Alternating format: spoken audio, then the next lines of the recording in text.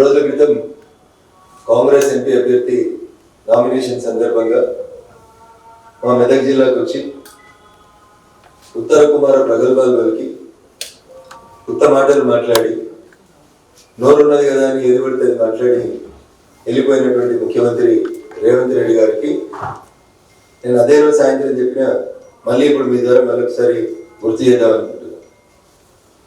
Bharatiya Janata party నుంచి ఒక దొర పోటీ చేస్తున్నాడు, గడిలకి వెళ్ళి వచ్చి పోటీ చేస్తా ఉన్నాడని మాట్లాడినాడు. నేను అదే రోజు చెప్పినా మళ్ళీ మీ ద్వారా మరొకసారి ఆయనకి మధ్యవర్గం కూడా వస్తా ఉన్నట్టుంది కాబట్టి గుర్తు చేద్దాం అనుకుంటా ఉన్నా. అయ్యా గౌరవ ముఖ్యమంత్రి గారు, మీరు వస్తారా? మీరు నామినేట్ చేసి ఎవరిని పంపిస్తారా? నా సొంత గ్రామం బొప్పాపూర్లో మా అమ్మ నాన్న పేరు మీద ఉన్నటువంటి గడిని మీకు రిజిస్ట్రేషన్ చేస్తాను. సమయం తీరకపోతే రేపు వెళ్ళండి, ఇంకొక 48 గంటలు తీసుకొని మీరు ఎవరైనా పంపండి మీ ప్రతినిధిగా.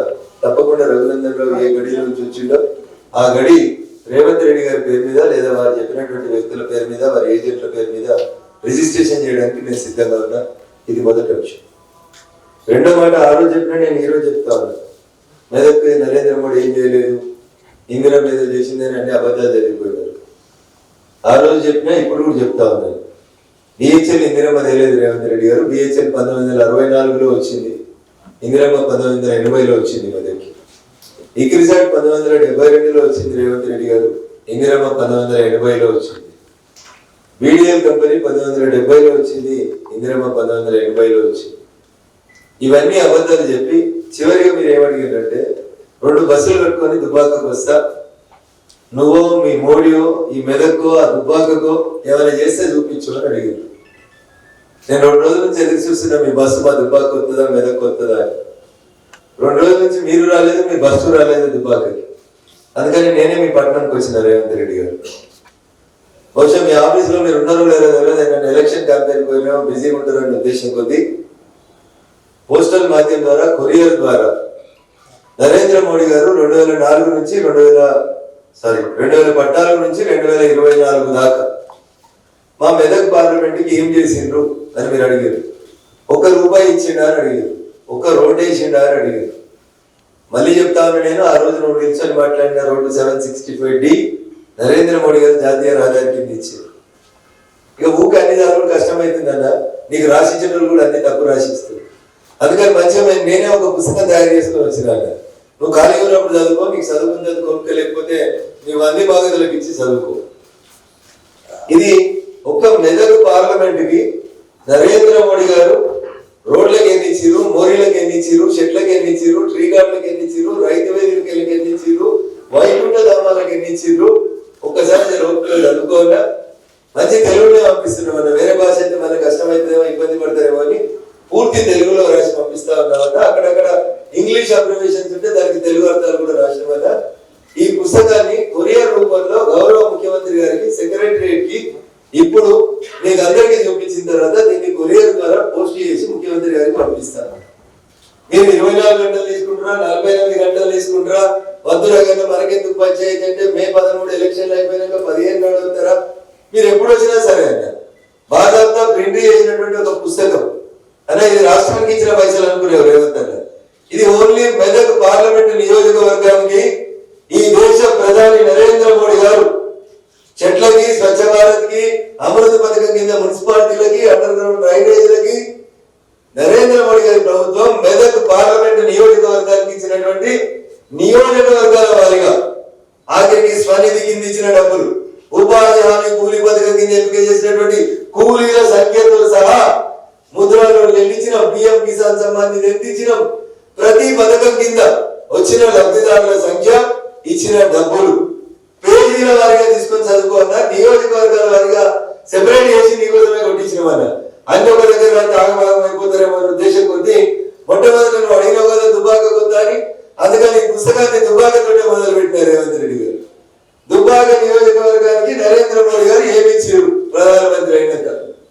ఇక ఈ పుస్తకంలో బాధాప్తా దుబ్బాకతో మొదలుపెట్టి దుబ్బాక, సిద్దిపేట, గజ్వేల్, మెదక్, నర్సాపూర్, పటాన్ చెరువు, సంగారెడ్డి అసెంబ్లీ నియోజకవర్గాలకి మేము ఇచ్చిన డబుల్ బెడ్రూమ్ ప్రధానమంత్రి ఆవాస్ యోజన కింద మేము ఇచ్చినటువంటి ప్రతి పథకానికి ఏ ఊరికి ఎన్ని పైసలు ఇచ్చినాం, ఏ గుడికి ఎన్ని పైసలు ఇచ్చినాం, ఏ బడికి ఎన్ని పైసలు ఇచ్చినామో కూడా ఇందులో బాధ్యత రాసినాం. ఉదాహరణకి పల్లె ప్రకృతి వనానికి ఎన్ని పైసలు ఇచ్చినామో రాసినాం. ఒక్కొక్క పల్లె ప్రకృతి వనానికి 4,23,103 రూపాయలు ఇచ్చినాం రేవంత్ రెడ్డి గారు. మా దుబ్బాకలు ఎన్ని పల్లె ప్రకృతి వనాలు ఉన్నాయో రాష్ట్ర పేజీలో రాష్ట్రం ఒకసారి చదువుకోండి. ప్రతి వైకుంఠధామ నిర్మాణానికి 11,13,701 రూపాయలు ఇచ్చినాం. ఆఖరికి మీరు గెలిచిన కొడంగల్ లెక్కలు కావాలంటే కూడా మరొక పుస్తకం తెచ్చిస్తానికి నేను సిద్ధంగా ఉన్నాను. మీరు ఒక మెదకే అడిగింది కాబట్టి నా మెదక్ నియోజకవర్గానికి సంబంధించిన మెదక్ పార్లమెంట్ నియోజకవర్గానికి సంబంధించిన 7 అసెంబ్లీలకు సంబంధించి మేము ఇచ్చిన ప్రతి రూపాయి లెక్క తీసుకొచ్చిన ఇచ్చిన బాత్రూమ్ లో గడికెళ్ళి ఇచ్చినాం. ఇక్కడ రాష్ట్రం వల్ల డంప్ యార్డ్ ఏర్పాటు చేసినామని కేసీఆర్ చెప్తాడు. ప్రతి డంప్ యార్డ్కి 2,50,000 రూపాయలు వేసినాం. ప్రతి గ్రామ పంచాయతీలో ఒక డంప్ యార్డ్ కట్టారు. ప్రతి గ్రామ పంచాయతీలో ఒక వైకుంఠ ధామం కట్టారు. వైకుంఠ ధామానికి 11,13,701 రూపాయలు ఇచ్చినాం. ప్రతి డంప్ యార్డ్కి ప్రతి గ్రామ పంచాయతీకి 2,50,000 రూపాయలు ఇచ్చినాం. ప్రతి ఊర్లో కట్టిన పల్లె ప్రకృతి వనానికి 4,23,103 రూపాయలు ఇచ్చినాం. మీరు చదువుకుంటారా? మీ గ్రామీణ అభివృద్ధి లేకపోతే పంచాయతీరాజ్ మంత్రి గారితో చదివిస్తారా? కొంచెం చదివి ఈ పుస్తకం తీసుకొని మళ్ళెప్పుడన్నా మా జిల్లాకు ప్రచారానికి వస్తే ఈ పుస్తకాన్ని తీసుకొని రాదా? నువ్వు ఏ నియోజకవర్గానికి వస్తే ఆ నియోజకవర్గానికి ఏమి ఇచ్చినావు కొంచెం మంచిగా చదువుకున్నా. ఒక్కొక్క రైతు వేదిక నిర్మాణానికి 10 లక్షల రూపాయలు ఇచ్చినాం. ఒక్కొక్క ఊర్లో నర్సరీ ఏర్పాటు చేస్తుంది గ్రామ పంచాయతీకి 1,56,314 రూపాయలు ఇచ్చినాం. ఉపాధి హామీ కూలీలకు చెల్లించినటువంటి కూలీ మొత్తం 230 కోట్లు ఒక దుబ్బాక నియోజకవర్గంలో ఇచ్చినాం రేవంత్ రెడ్డి సార్. ఒక దుబ్బాక నియోజకవర్గంలో ఉపాధి హామీ కూలీలకి నరేంద్ర మోడీ గారి ప్రభుత్వం ఇచ్చిన కూలీ డబ్బులు 230 కోట్లు ఒక దుబ్బాక నియోజకవర్గానికి ఇచ్చినాం. మౌలిక సదుపాయాల కల్పన కోసం 27 కోట్లు, మొక్కల పెంపకం కోసం 110 కోట్లు ఇచ్చినాం. ఇట్లా చదివితే నాకు 4-5 గంటలు పడుతుంది. నేను మా మీడియా మిత్రుల మా టీవీ ఛానల్ అమూల్యమైనటువంటి సమయాన్ని నేను వృధా చేయదలుచుకోలేదు. అందుకనే ఉత్తర మాట చెప్పి మర్చిపోతారు. మళ్ళీ రఘునందన్ కూడా పారిపోయిన అంటారు కాబట్టి రఘునందన్ బాజాబ్తా వచ్చిండు. ఆ రోజే చెప్పిండు రఘునందన్ తోటి పెట్టుకోవద్దు రేవంత్ రెడ్డి గారు, నీకంటే 2 ఆకులు చదివి వచ్చిన ఎక్కువ అని. ఇవాళ కూడా అందుకని మంచిగా కలర్ఫుల్ గా పుస్తకాన్ని మంచిగా రాసి కలర్ఫుల్ పుస్తకాన్ని తీసుకొని వచ్చి మీ ఆఫీస్ కి పంపిస్తా ఉన్నాం. మీరేం బాధపడకండి. దీన్ని కొరియర్లో మేమే మా సొంత పైసలు పెట్టి పంపిస్తా ఉన్నాం. కవర్ మీద అడ్రస్ కూడా రాసినాం. కవర్ లోపల ఒక పుస్తకం కూడా పెట్టామని ఇప్పుడు మీకు చూపించిన ఈ పుస్తకాన్ని బాజాబ్తా గౌరవనీయులు శ్రీ ఏ రేవంత్ రెడ్డి గారు, honourable chief minister Telangana, 6th floor CMO secretariat Hyderabad Telangana 5,22,000. ఈ అడ్రస్ కి ఇప్పుడు కొరియర్ ద్వారా పంపిస్తున్నాం. కొరియర్ వల్ల ఎన్నడూ ఎన్ని గంటలకు ముట్టిందో కూడా తీసుకొచ్చి రిసీవ్డ్ కాపీ కూడా అడుగుతామట. బాగా ఈ పుస్తకాన్ని ఇప్పుడు మీ అందరి సమక్షంలో సీల్ చేసి రేవంత్ రెడ్డి గారి రాష్ట్ర ముఖ్యమంత్రి గారికి పంపిస్తుంది. వింటున్నారు కూడా మా ఇంటెలిజెన్స్ సార్లు. దీనికి కవర్ రాగానే వచ్చాయి ముఖ్యమంత్రి గారి టేబుల్ మీద వింటూరి మెదక్కి నరేంద్ర మోడీ గారు ఎన్ని పైసలు ఇచ్చిరో లెక్క చెప్పుండ్రి. లెక్క సమస్య కాకపోతే తెలుగు టీచర్ అడుగుండ్రి, లేకపోతే ఎకనామిక్స్ లెక్చరర్ పిలువుండ్రి, మొత్తం టోటల్ చేసుకోండి.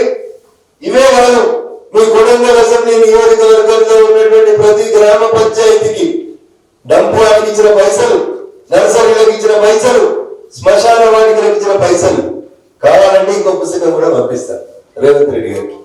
అందుకని ఒక బాధ్యతాయుత స్థానంలో ఉండి బాధ్యత లేకుండా మాట్లాడి ఏదో మాట్లాడాల్సి మీద వదిలేసిపోతా, నేను ముఖ్యమంత్రి కదా నేను ఏది మాట్లాడినా చెల్లుతుంది అనేటువంటి మీ విధానాన్ని నేను తీవ్రంగా ఖండిస్తా ఉన్నాను. మన్మోహన్ సింగ్ గారు అన్నమాట పార్టీ కాంగ్రెస్ మేనిఫెస్టో వెనకాల ఉన్న మేధావులంతా ద సో కాల్డ్ మావోయిస్టులు, కమ్యూనిస్టులు, రేవంత్ రెడ్డి గారి భాషలో కమ్యూనలిస్టులు. వీళ్ళు తప్ప మావోయిస్టులు తయారు చేసినటువంటి మేనిఫెస్టో తప్ప Congress has no locus standing, Congress has no locus manifesto also. Thank you, Honorable.